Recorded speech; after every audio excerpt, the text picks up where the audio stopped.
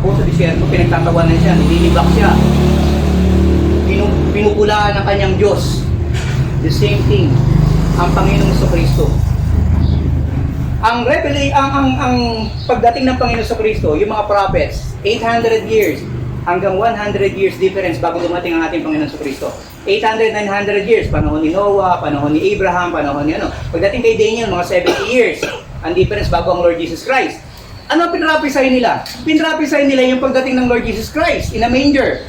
Sa Isaiah, di ba? Sinabi kung paano darating ang Kristo. At hindi pinaniwala ang mga tao. And until now, ang Israel ay hangal.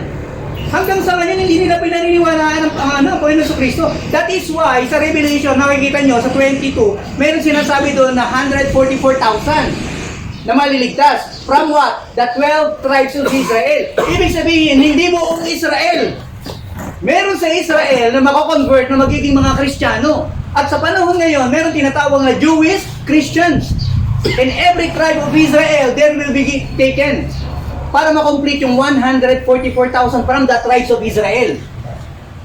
And then, ang sabi ng Panginoon sa Revelation, nakita ni John, and I saw a multitude, a great multitude that cannot be numbered. Meaning to say, ang magiging residente ng langit ay hindi lang thousands, kundi millions of people. And very fortunate tayo kung tayo ay kasama doon sa milyon-milyon na Kristiyanong papasok sa langit. Kaya natin pinag-aaralan ito. Tandaan nyo, hindi ko ipipilit sa inyo na tanggapin itong mga turo na ito. Kasi ang makakaalam at makaka-appreciate ng mga turo na ito ay yun lamang inihanda at magiging participant ng second coming of the Lord Jesus Christ. Diba? Kung ako ay Amerikano at Pilipino ay expatriate, anong halaga sa akin na malaman ko yung detalye kung saan sila magkikita-kita? Anong halaga sa akin kung malalaman ko kung anong aeroplano sasakyan nila? It's nonsense to me. Why? Kasi hindi ako kasama doon. Kung Amerikano ako at Pilipino lang ang nire-repatriate, right? Alam niyo yung kaibigan namin sa Sudan? At nakita ko rin sa TikTok yung iba. Kapag yung mga bus nagre-repatriate, ang una nilang kinukuha yung mga tao nila sa Israel. Although ang Israel ay sabi natin na it is a godly country supposed to be. Pero alam niyo ba, nung kinukuha nila yung mga tao nila at nililipat nila dun sa relocation area, alam mo ba na pag hindi ka Israelite, hindi ka pa sasakayin sa bus? Uunahin nila yung kanila. Sasabihin nyo, merong special treatment, of course. Bakit? Ang gobyerno nila is for their people. Parang katulad din sa atin. Kung ang isang bus ay puro para sa Pilipino at may sasakay na Amerikano, Sudanese o mga Lebanese dyan, ang uunahin ng bus ay ano? Pilipino. Bakit? That bus is for the Filipino. Now, the second coming is for the saints of the Lord Jesus Christ. Ngayon, kung ikaw ay hindi nananampalataya at hindi ka pa kinikilos ng banal na Espiritu, what is it for you kung malaman mo lang na darating ang Panginoon sa Kristo? Diba? Kanino mahalaga ang second coming? Only for those who is included doon sa mangyayaring second coming. Why? Sa pinag-aralan natin, binigay ko sa inyo yung sample, diba? Darating ang Panginoon sa Kristo.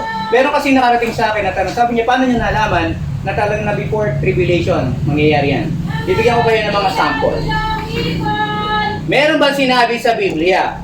Ano ba ang second coming?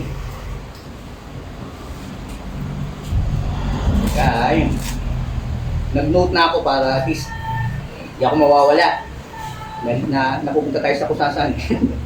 Okay. Alam niyo ba na sa Old Testament prophecy, hindi lang yung pagkapanganak ng Panginoong Jesucristo, hindi lang yung pagtutubos ng Panginoong Jesucristo doon sa magiging mga Kristiyano ang sinasabi. Sinasabi rin doon yung kanyang pagkamatay, sinasabi din doon yung kanyang pagbabalik. So yung pagbabalik ng Panginoong Jesucristo, yung tinatawag na rapture, dinefine yan sa Old Testament as what? The wrath of God. Pero yung wrath of God was also known sa Old Testament as the day of the Lord. Kaya sabi ko sa inyo, di ba? Wag na wag mawawala sa gawain sa araw ng linggo. Bakit? Yung Sabbath is the day of the Old Testament. Pero sa Christian, the day of the Lord is the day of redemption. Ito yung panahon kung saan tayo niligtas ng Panginoon. Kung saan ang Panginoon na buhay na maguli at ipinagkaloob sa atin at pinangako sa atin na ikaw ay magkakaroon ng buhay na walang hanggan sa pamamagitan niya. Kaya sineselebrate natin ang Lord's Day every Sunday. Because it's the Lord's resurrection. It is the Lord's redemption of men. Now, ang sabi ng Bible, sa Old Testament, the day of the Lord. Tandaan natin sa Old Testament, very specific ang mga Jewish when it comes to Sabbath. They say it's Sabbath kung Sabbath yan. Pero sa Old Testament, ang sabi ng mga prophets, ni Daniel, ni Amos, ni Joel, ni Zechariah, Zephaniah, ang sabi nila, it is the day of the Lord. Let me prove it to you. Pabilisan tayo ngayon. Siguro, ano na kayo magbukas ng mga Bible nyo eh. Pabilisan. Isaiah 2, verse 12. Isaiah 2 verse 12. Ano sabi diyan? Gusto kong paalam sa inyo kung ano ibig sabihin ng Revelation. Kung ano ibig sabihin ng Great Tribulation. Kasi it was defined in the Old Testament, nagbabago lang ang salita according, parang sa panahon natin ngayon. 2:12. Isaiah 2:12. Abasa. Dami nito, 19:2. The day of the Lord of hosts shall be upon everyone that is proud and lofty, and upon everyone that is lifted up, and he shall be brought low. Tagay. Ang sabi? Sa umpisa, for the day of the Lord. Isaiah is 800 years before the Lord Jesus Christ, and yet Isaiah is speaking about the second coming. Makita nyo? Tandaan natin, ang sabi ng Panginoon Kristo, hindi ako dumating dito para sirain ang mga kautusan ng mga batas, kundi para tukdin. So the Lord Jesus Christ, from birth to death to His second coming, was already written. Amen. Kasi kung merong hindi matutupad doon sa mga nakasulat, Jesus Christ is not the Christ. Unang tinupad ng Panginoong Kristo yung 300 plus na prophecy of the Old Testament para mapatunayan sa mga tao that He is the Christ. And yet, pinatunayan ng Panginoong Kristo na buhay siya doon sa mga prophecy na yun. And yet, Israel did not recognize Him as the Christ, as their Messiah. Ano sabi ng Panginoon? Pumunta siya sa Kanya at yung sagana ng Kanya ay hindi siya tinanggap. Kaya ang kaligtasan ay lumabas at pumunta sa mga Gentiles, sa atin. Because what? Because yung bayan ng Diyos hindi tinanggap yung regalo ng Diyos sa kanilang kaligtasan. And yet, yung exclusivity dapat na kaligtasan ng Israel, ibinigay ngayon sa mga Gentiles.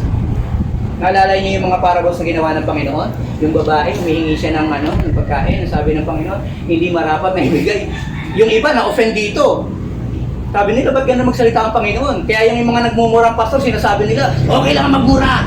Ang Panginoon nga nagmura eh. Ano sabi ng Panginoon doon? Marapat ba na ibigay ang pagkain ng isang anak sa mga aso? Tinawag niyang aso, yung Gentile. Pero anong sabi ng Gentile? Yung Gentile, kinalooban ng knowledge. Hindi po ba ang aso ay may karapatan din naman sa mga mumu? Ano yun? Sa mga leftovers, sa mga nalalaglag sa lamesa para makain nila. Tayo yun. Hindi tayo karapat-dapat doon sa pagkain na yan na para sa mga anak. And yet, we were made worthy by the blood of the Lord Jesus Christ. Kaya yung salvation natin ngayon, yung pagdating ng Panginoon at yung pagtunog ng trumpeta, it is a privilege and a precious gift from the Lord Jesus Christ. Na tayong hindi karapat-dapat ay kasama doon sa makakarinig at sasalubong sa Kanya sa kalawakan. You see? Now look at this. Ang sabi dito, sa Isaiah 2:12, for the day of the Lord of hosts shall be upon everyone that is proud and lofty. Diba yung mga mayayabang, dadadayin yung the day of the Lord. What is the day of the Lord? The day of the Lord is the tribulation for them. Kaya yung darating na great tribulation, it is not for Christians. Tandaan nyo, sabi ng New Testament, ye are no longer the son of wrath. Ginawa tayo mga anak ng Diyos. John 1:12, di ba? Ang sino mang sumampalataya sa Panginoon ay binigyan ng karapatang maging anak ng Diyos.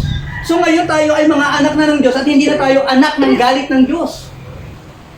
And if revelation is for those people na walang pananampalataya, we are not one of them. Kung paparusahan sila ng Panginoon, tatanggalin ng Diyos ang anak niya. I-repatriate ng Diyos. Kung ayaw yung tanggapin yung salitang rapture, let's use repatriation. Kukunin ng Diyos ang kanyang mga anak bago bumaba ang gera. Bago dumating ang paglalagan. Now,